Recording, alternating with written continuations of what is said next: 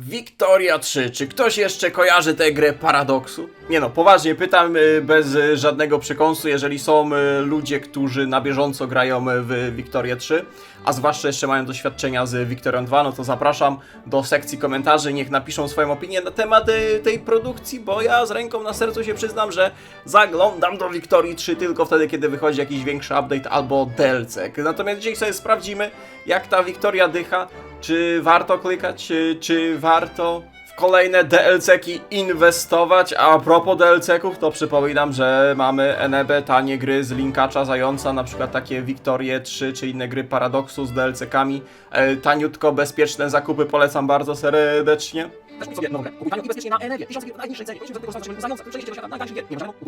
Natomiast my, z racji, że Polska została wymazana z map, zobaczymy, czy uda nam się stworzyć durne Imperium Kaisera, przy okazji oczywiście testując Wiktorię 3. Zapraszam bardzo serdecznie. Obecnym królem Prus jest Friedrich Wilhelm, jego dziedzicem o dziwo jest Friedrich Wilhelm. Zrobiliśmy na szybko rząd złożony z drobnomieszczaństwa i sił zbrojnych, aby przepchnąć ustawę o policji wyspecjalizowanej. Nałożyliśmy dodatkowe podatki konsumpcyjne, żeby zdobyć dodatkowe szekle na wojnę totalną i zjednoczenie Niemiec. Prowadzimy pośpieszne badania nad tożsamością narodową oraz korzystając z nowej mechaniki bloku mocarstw zwiększamy naszą kontrolę nad państwkami niemieckimi poprzez naszą ligę handlową.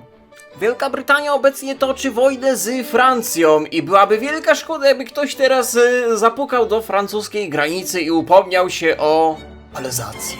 W ogóle są bunty chłopskie. Chłopi niemieccy powstali, aby wyzwolić się spod francuskiego jarzma.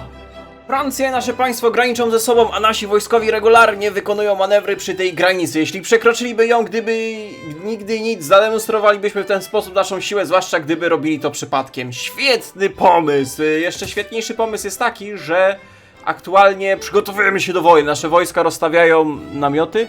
Ładnie i graficznie to wygląda. Dobra, zagramy teraz w grę. Uwaga, skupcie się. Zagramy teraz w grę. Macie ekran. Macie francuskie okopy i zagramy w grę pod tytułem Znajdź francuskiego żołnierza. 3, 2, 1, start. Piękne czerwone czapki i niebieskie kurteczki. Piękne, jeszcze te białe spodenki. Jak to w Wiktorii? Sytuacja się skomplikowała, bo Francji walnęła wojna domowa. Tak, Francja ma wojnę domową, nie dość, że będzie miała wojnę z nami, to jeszcze większa część Francji się zbuntowała. Natomiast Francuzów będą bronić Habsburgowie i Austriacy. Chyba zapomnieli wszystkie wojny napoleońskie, ale będą ich bronić, więc plan mamy prosty i typowo niemiecki. Szybki blitzkrieg, wypisowanie Francji tego kawałka z wojny, a potem przerzucimy główne siły na front austriacki i złamiemy potęgę Habsburgów raz na zawsze. Totalen Krieg. Helmut von Moltke prowadzi brawurowy szturm na pozycje francuskie w Alzacji. A tymczasem nasze mniejsze siły na Śląsku dzielnie przeciwstawiają się ogromnym siłom austriackim. Macie takie same keski jak my. Nie, bronić Śląska do końca! Posiłki przybyły. Bronić Śląska do końca. Może i Austriacy wygrają tą bitwę, ale poniosą gigantyczne straty w szturmie na nasze pozycje na Śląsku. Wojna zakończyła się szybkim zwycięstwem. Francuzi skapitulowali, oddając Alzację, a Austriacy pozostawieni sami sobie również muszą nam teraz płacić reparacje wojenne. Co ciekawsze, z jakiegoś powodu Wielka Brytania walczy z Rosją, aż możemy sobie sprawdzić. Wielka Brytania walczy z Rosją, ponieważ jest to wojna Omanu traktatowego z rewolucją omańską. Nie mam pytań, jak tu działa jaj, nie mnie to oceniać. Ale brytyjski żołnierz musi sobie odmrażać 4 literki w północnej Rosji za rewolucję omańską. Tak właśnie pisze się historia w Wiktorii 3. Ale muszę przyznać, że jak kiedyś Wiktoria 3 przymulała, bo praktycznie żadnych większych wojen nie było poza wewnętrznymi rewolucjami krajów, bo były niestabilnie wewnętrzne, to jak patrzę, że Brytyjczycy w Rosji, Austria walczy z Imperium Osmańskim, Egipt, Trypolitania, a Francuzi sprytnie uniknęli płacenia nam reparacji wojennych, bo machnęli sobie rewolucję. Już nie są monarchią, tylko republiką, a my mieliśmy reparacje od monarchii, a nie od Republiki Francuskiej. Także tym prostym trikiem uniknęli płacenia reparacji Prusakom. W międzyczasie nasze Prusy rozpoczęły również budowę pierwszej kolonii w Bongu Kelgijskim. Te bloki mocarstw, w naszym przypadku ta niemiecka liga handlowa może mieć poszczególne perki, które będą oddziaływać na wszystkich członków tego sojuszu i na przykład tutaj sobie dodajemy budowę, która zwiększa nam wydajność na budowę na obszarze oraz zmniejsza wykorzystywanie infrastruktury przez budynki. Od razu na 3. poziom. Jako Prusy możemy podpisać sojusz z Wielką Brytanią. Także podpisujemy sojusz z Wielką Brytanią. Oraz rozpoczynamy działania wojenne z Danią, aby wyzwolić mieszkańców Szlezwika i Holsztyna. Udało nam się na naszą stronę przekonać Szwedów, także nie będziemy musieli się martwić o desanty i dostępy wojskowe. Bo nie zdziwię was, ale dalej chyba nie ma ogarniętego możliwości przechodzenia przez ziemię neutralnych krajów, także gdyby nie Szwedzi, to musielibyśmy się męczyć i desantować do Danii, a tak to Szwedzi nam pomogą, a nie patrzcie na tą rewoltę tych szlachty i junkrów odnośnie opieki zdrowotnej. Nie patrzcie na to. Patrzcie na wielki napis Prus. Może to nie jest cieśnina mesyńska na Sycylii, ale też przekraczamy cieśninę. Nasz Helmut von Moltke, historyczny generał, dosłownie masakruje duńską armię. Ale trzeba przyznać, że Duńczycy zablokowali totalnie nasz handel.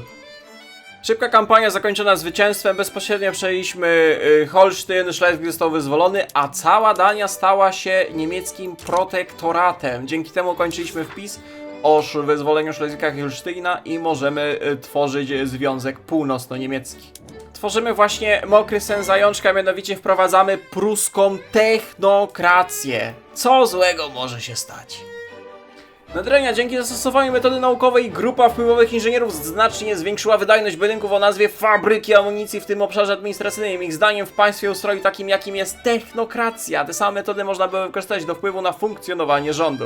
Widzicie, od przemysłu zbrojeniowego pruskiej armii po technokratyczne królestwo Prus. Będzie monarchia teokratyczna. Wy rozumiecie? Okej, nie wiem jak to się stało, ale w Wielkiej Brytanii obalili Wiktorię, mają teraz jakiegoś gówniaka Aleksandra, który jest agresywnym nacjonalistą ze szlachty ziemskiej i co ważniejsze, są monarchią absolutną. Znieśli konstytucyjną monarchię Wielkiej Brytanii. Nie wiem co się tam wydarzyło, ale najważniejsze, że cały czas mamy a gdzie jest sojusz?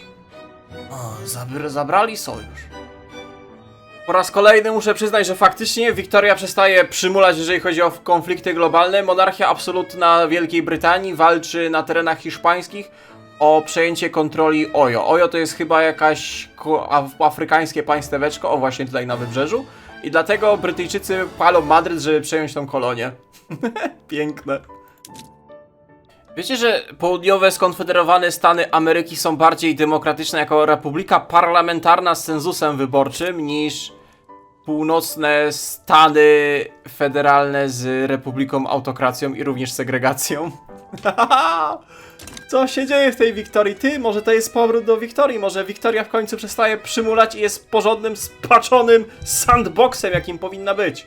No dobra, na świecie dzieją się dymy, także my też zrobimy dymy tak zwane niemieckie odnośnie wojny z Austriakami o to, kto przejmie przywództwo nad zjednoczeniem Rzeszy. Jak widzicie, Austriaków, Habsburgów żaden nie popiera, naszych Prusaków mamy 16 zwolenników, Alzacja zabezpieczona, Holsztyn, Szlezwik wyzwolony, także rozpoczynamy posunięcie. Niestety Rosja stanie po stronie Austriaków.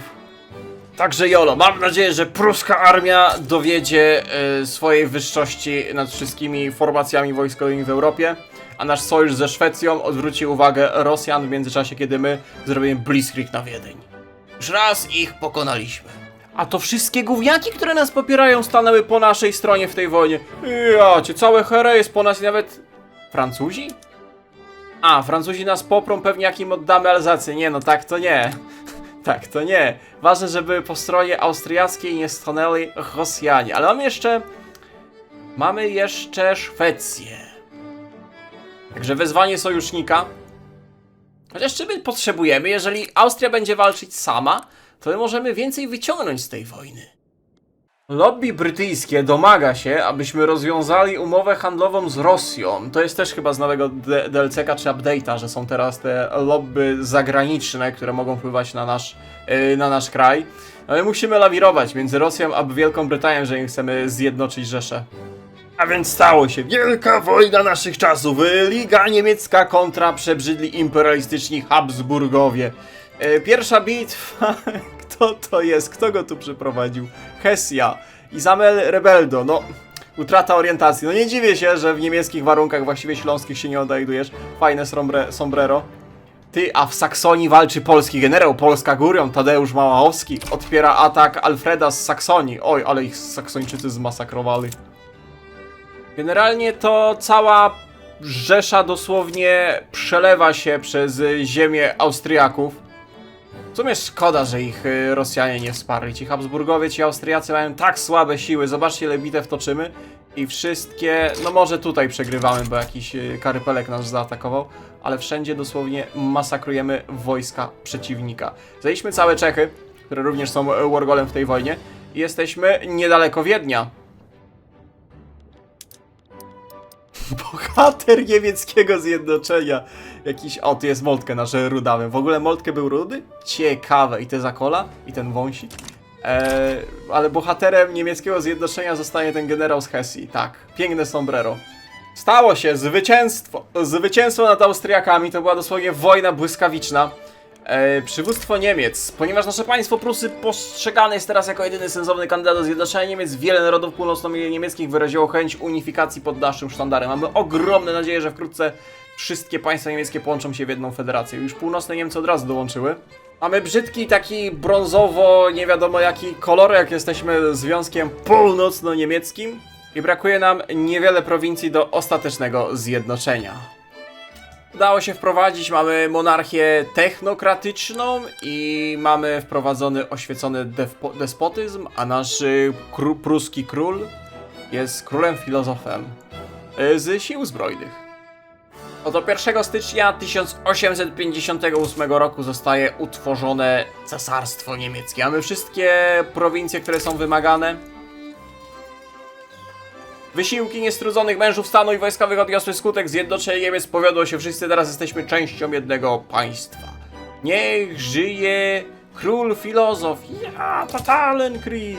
Niemcy. I to takie powiększone o prowincję Czech. A tak to mielibyśmy chyba historyczne zjednoczenie.